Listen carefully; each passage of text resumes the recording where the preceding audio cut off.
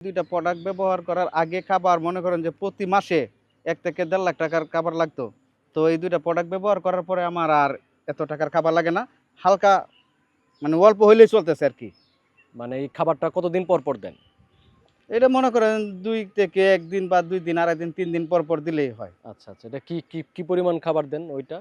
এটা মনে করেন যে ৫ কেজির মতন এরকম দেই আরকি। মানে আবার আগে ১ম যে সময় খাবার অতিরিক্ত খাবার লাগতো বা খাবার দিতে হইতো যে খাবারটা তলে নিচে পড়ে নষ্ট হইতো বা অতিরিক্ত খাবার থাকতো। এর কারণে আপনার যে পানিতে গ্যাস হইতো। হ্যাঁ, হ্যাঁ। এর জন্যই কিন্তু আমার মাছগুলো নষ্ট হইছে।